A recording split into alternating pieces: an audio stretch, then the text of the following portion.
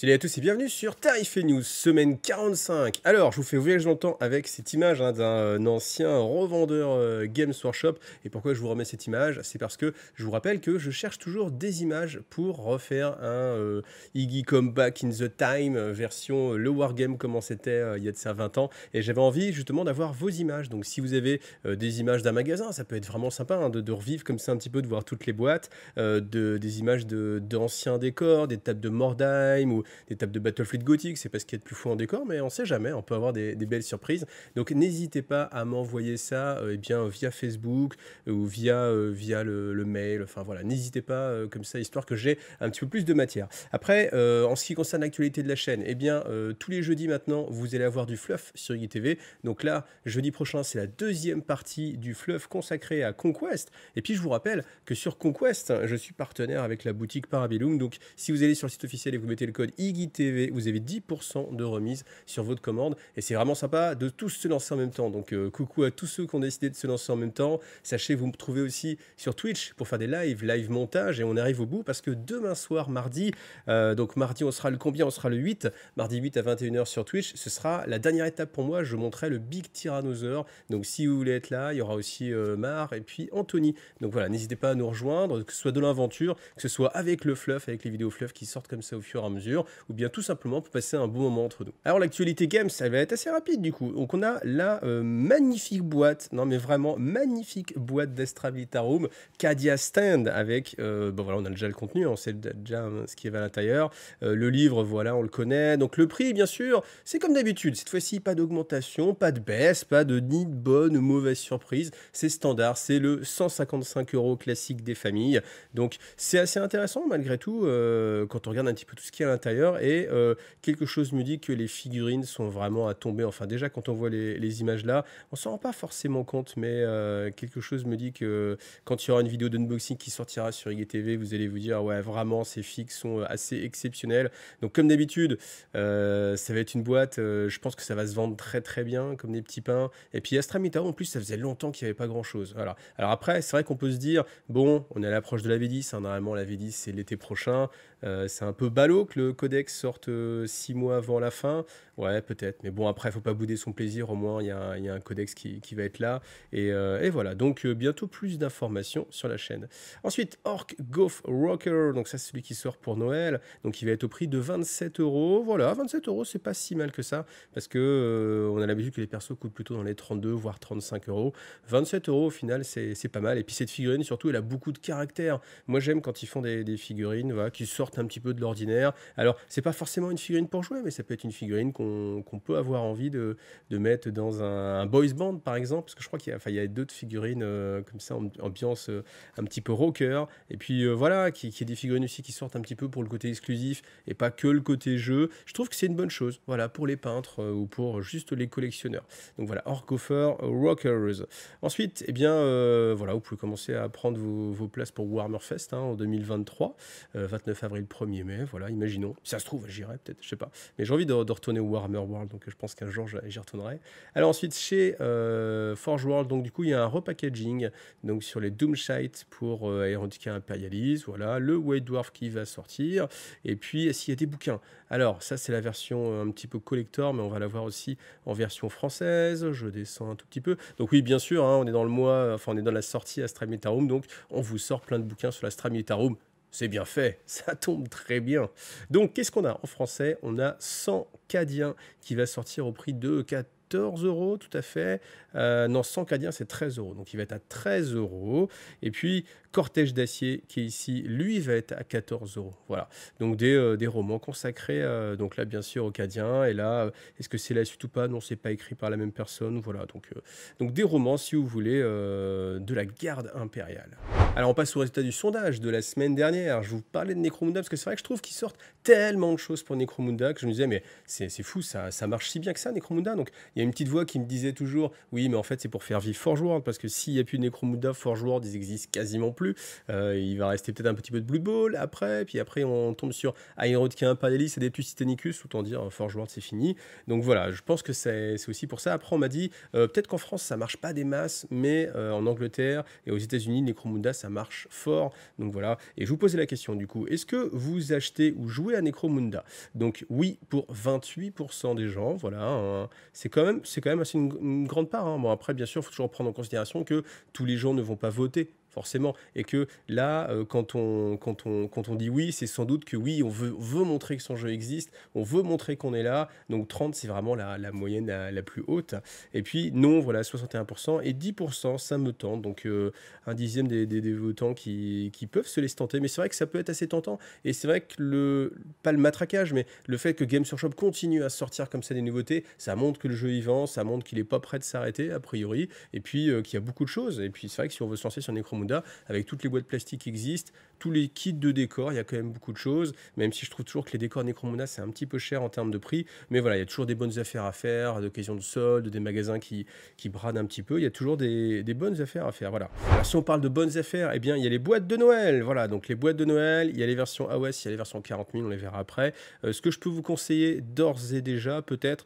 c'est de vous mettre bien avec votre revendeur pour essayer de voir, parce que je sais pas à partir de quand ces boîtes seront commandables, mais je pense que ce sera comme d'habitude des quantités limitées, donc n'hésitez pas à envoyer un petit mail de réservation, je pense que ça peut être fait aussi bien avec vos revendeurs, je pense que ça peut se tenter aussi avec My Hobby Place, hein, vous envoyez un petit message, je ne sais pas, hein, peut-être que je dis une bêtise et que je vais me faire taper dessus, mais voilà, peut-être vous pouvez envoyer un petit message en mode ah tiens, t'as la chance qui va recevoir trop de messages qui va me dire mais qu'est-ce que t'as fait, fallait jamais dire ça. Voilà, on verra, mais en tout cas voilà le contenu de ces boîtes là. Alors Daughter of Cain, les Cain Slaughter Cavern, donc boîte assez intéressante je trouve parce que il y a pas mal de choses dedans, donc voilà, et à chaque fois, vous allez trouver un peu le même système, donc une grosse figurine, voire deux grosses figurines, des petites figurines à côté. Cette image est assez sympa sur les Oruk parce qu'on voit bien la différence de taille entre le vautour et puis les persos de bâche. Déjà que les persos de bâche sont assez costauds, hein. C'est des grandes figurines. Là, vous voyez que le vautour à côté, bon, il est quand même vraiment mouse, puis je pense pas qu'ils aient fait trop de montage, mais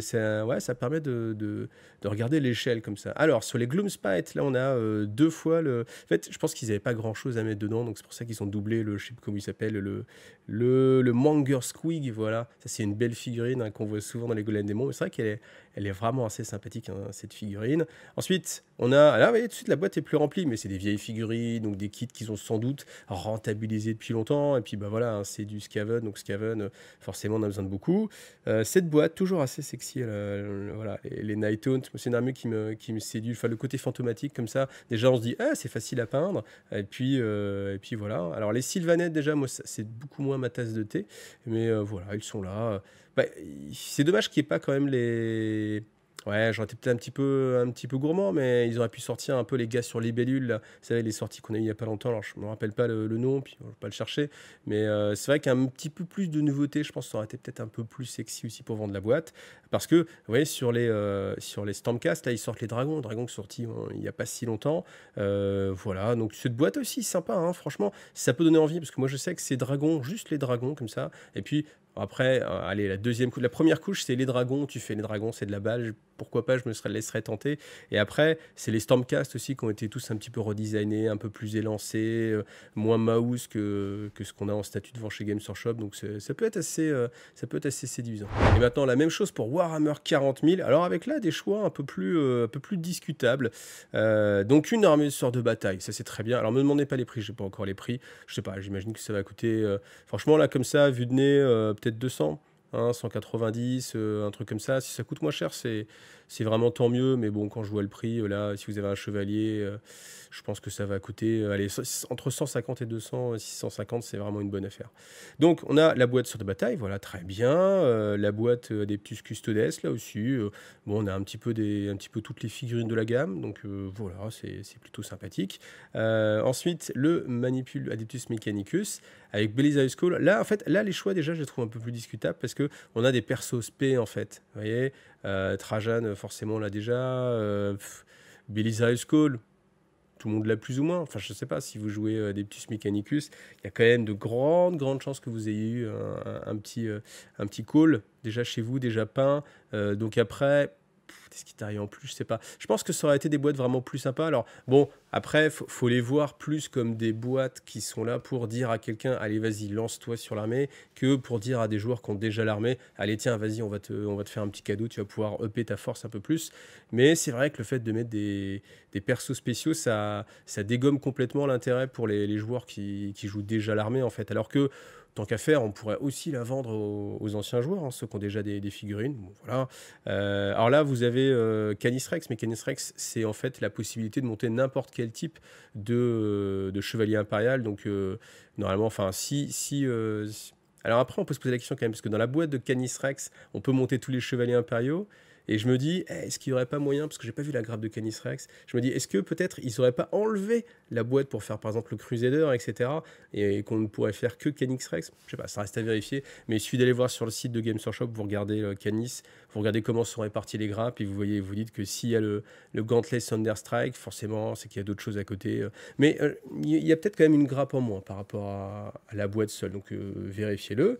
Et puis ensuite, on a la Death Guard, voilà, avec Mortarion. Donc là, c'est pareil, hein, on a vraiment le gros perso, plus pour débuter. Après, voilà, est-ce que ça fait une bonne base pour débuter? Oui, quand même pas mal, mais c'est vrai que vous débutez, vous avez là directement un gros perso. C'est bon, ça vous fait une armée d'élite un peu, hein. Est-ce que après, si vous débutez avec un pote, vous avez envie de vous faire le duel, je sais pas, Mortarion contre contre Magnus, je sais pas, pourquoi pas. Mais bon, en tout cas, voilà, le côté, encore une fois, gros personnage, un peu moins fan. Et c'est d'autant plus vrai, je trouve, avec les boîtes de Space Marine, hein, parce que là, on a Imperial Fist, mais vraiment Imperial Fist. Alors, je sais pas s'il y aura des décalcos, enfin, je pense qu'il y a des décalcos, mais je pensais des épaulettes en plus, mais non, je pense pas. Comme c'est pas fait, enfin, non, il y aura pas, je me suis dit à un moment donné, tiens, pourquoi pas, mais en fait, non. Et puis, la même chose pour la Raven Guard, mais c'est très typé, hein. Et quelqu'un qui voudrait juste jouer Space Marine, en fait, il n'a pas vraiment de boîte de démarrage, hein. Je veux juste jouer Space Marine, j'ai pas forcément envie de faire un Imperial Fist ou Avantgarde. Je suis pas sûr que je vais prendre une de ces boîtes-là. Donc voilà. En même temps, je suis en train de me dire peut-être que si vous allez chez votre revendeur, il a encore les boîtes de l'année dernière. Donc on ne sait jamais. Voilà, en tout cas, ça, c'est les boîtes qui sortiront pour Noël. Toujours maintenant le rendez-vous traditionnel qui me fait vraiment plaisir parce que montre que la chaîne progresse et que l'espoir arrive, hein. L'espoir, c'est que je puisse vraiment vivre de la chaîne et puis continuer comme ça l'année prochaine à vous régaler avec des vidéos. Donc merci à tous ceux qui me soutiennent sur Tipeee, qui m'encouragent. Donc merci en particulier à Eoren, merci aussi à Seven qui a augmenté encore son type. Merci beaucoup à toi. Merci Murphil, merci Tyrianar, merci Luckner, merci beaucoup, merci Jean Ramet, et puis écoute, à bientôt, parce que Jean Ramet, c'est un des gagnants de la Malle au Trésor que j'ai réalisé il y a quelques temps, et du coup, va venir récupérer en fait ses lots cette semaine.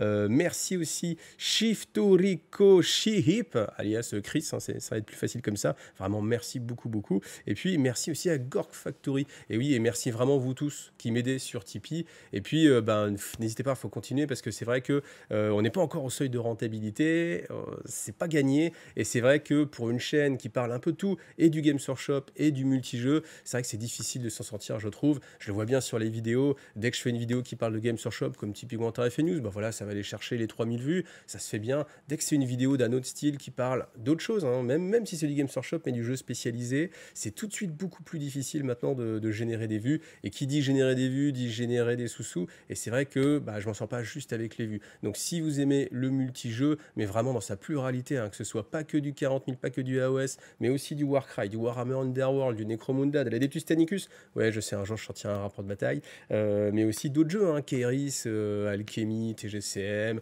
Conquest par exemple, ce genre de choses, eh bien n'hésitez pas à soutenir la chaîne parce que ça passera par là immanquablement. Je peux pas m'en sortir que avec les vues que je fais sur YouTube, parce que je parle pas que de Games Workshop et pas que de 40 000 en l'occurrence, parce que c'est vrai que j'ai regardé, et même sur d'autres chaînes, j'ai regardé ça, dès que c'est pas sur du 40 000 ou AOS, c'est vraiment très compliqué de s'en sortir. Donc voilà, n'hésitez pas à soutenir, merci vraiment tous ceux qui font l'effort sur Tipeee de soutenir la chaîne, et puis ceux aussi qui passent par MyWePlace, ça aide aussi beaucoup la chaîne. Donc voilà, MyWePlace, je vous rappelle, moins 20% sur les produits Games Workshop, et puis comme ça vous permet de les avoir s'ils sont en rupture sur le site de Games aussi, hein. Sur la boîte d'Astra Militarum, on n'est pas à l'abri que ça arrive, donc voilà, pensez-y.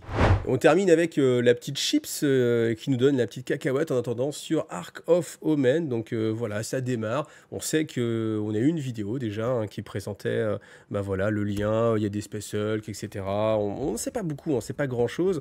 Donc là, une nouvelle chose, une grande révélation. L'empereur du tarot révèle la galaxie. Donc voilà, c'est une carte du jeu de tarot. Alors je pense qu'on va pouvoir récupérer comme ça un petit peu toutes les cartes, peut-être avoir un jeu de tarot après, pourquoi pas. Maintenant, ça en dit vraiment pas long, si ce n'est que la galaxie se prépare à la guerre. Bon bah voilà, on était déjà c'était déjà le cas depuis 30 ou 40 ans. Enfin, depuis 30 ans, donc bon voilà. Pas beaucoup plus d'informations que ça. Moi, j'avoue que je suis curieux. En fait, je suis quelqu'un d'assez... comment dire? En fait, je dis toujours, on n'est jamais à l'abri que ça se passe bien. Et en fait, j'avoue que j'ai été dernièrement très déçu par les campagnes. Typiquement Gathering Storm, passage V7, V8, je trouvais ça énorme, c'était super. Les histoires vraiment formidables. Et puis tout ce qu'ils ont fait après, mais vraiment, hein. Et Vigilus, ça en fait carrément partie. Nashmoon, tout ça aussi. Ça m'a laissé vraiment sur ma faim. Là, on nous promet encore Monts et Merveilles avec Ark of Omen. Et j'avoue que je suis crédule. Pas je suis crédule, mais en fait, j'ai envie d'y croire, comme à chaque fois. Et je me dis, ouais, peut-être que ça va être super. Peut-être qu'il va y avoir vraiment des choses énormes et que ça va être aussi bien que Gathering Storm. Donc voilà. Est-ce que du coup, on arrive au sondage. Sondage de cette semaine. Est-ce que vous y croyez ou pas? Est-ce que vous avez bon espoir? Est-ce que vous êtes fébrile? Ou alors est-ce que vous dites, ouais, de toute façon, ça va être comme d'habitude, c'est beaucoup de blabla, et puis il ne se passera pas grand-chose.